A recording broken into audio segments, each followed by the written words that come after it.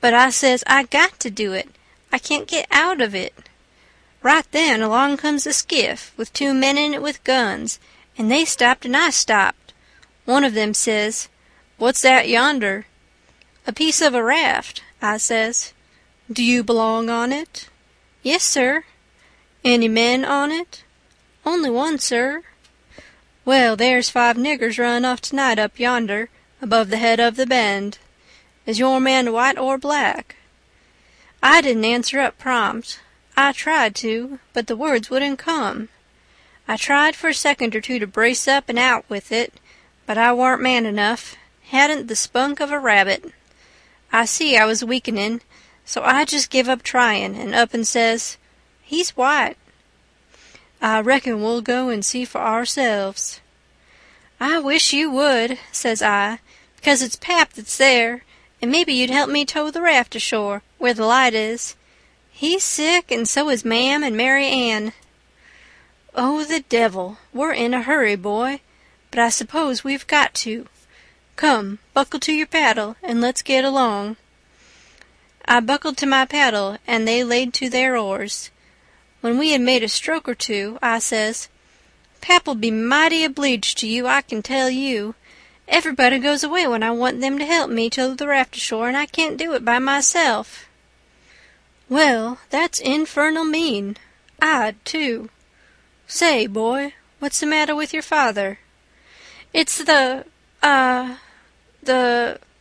well, it ain't anything much." They stopped pulling. It weren't but a mighty little ways to the raft now. One says, "Boy, that's a lie. What is the matter with your pap? Answer up square now, and it'll be the better for you." "I will, sir, I will, honest, but don't leave us, please. It's the gentlemen, if you'll only pull ahead and let me leave you the headline, you won't have to come anear the raft. Please do." "Set her back, John, set her back," says one. They backed water. "Keep away, boy, keep to leeward. Confound it, I just expect the wind has blowed it to us. Your pap's got the smallpox, and you know it precious well. Why didn't you come out and say so? Do you want to spread it all over?" "Well," says I, a-blubbering, "I've told everybody before, and they just went away and left us." "Poor devil, there's something in that. We are right down sorry for you, but well, hang it, we don't want the smallpox, you see. Look here, I'll tell you what to do. Don't you try to land by yourself, or you'll smash everything to pieces. You float along down about 20 miles, and you'll come to a town on the left-hand side of the river. It will be long after sun-up then, and when you ask for help, you tell them your folks are all down with chills and fever. Don't be a fool again and let people guess what is the matter. Now, we're trying to do you a kindness, so you just put 20 miles between us. That's a good boy. It wouldn't do any good to land yonder where the light is. It's only a wood yard. Say, I reckon your father's poor, and I'm bound to say he's in pretty hard luck. Here, I'll put a $20 gold piece on this board, and you get it when it floats by. I feel mighty mean to leave you, but my kingdom, it won't do to fool with smallpox, don't you see?" "Hold on, Parker," says the other man. "Here's a 20 to put on the board for me. Good-bye, boy. You do as Mr. Parker told you, and you'll be all right." "That's so, my boy. Good-bye, good-bye. If you see any runaway niggers, you can help and nab them, and you can make some money by it." "Good-bye, sir," says I. "I won't let no runaway niggers get by me if I can help it." They went off, and I got aboard the raft, feeling bad and low, because I knowed very well I had done wrong, and I see it warn't no use for me to try to learn to do right. A body that don't get started right when he's little ain't got no show. When the pinch comes, there ain't nothing to back him up and keep him to his work, and so he gets beat. Then I thought a minute and says to myself, hold on. Suppose you'd 'a' done right and give Jim up. Would you felt better than what you do now? No, says I, I'd feel bad. I'd feel just the same way I do now. Well then, says I, what's the use you learning to do right when it's troublesome to do right and ain't no trouble to do wrong and the wages is just about the same? I was stuck. I couldn't answer that. so I reckoned I wouldn't bother no more about it, but after this always do whichever come handiest at the time.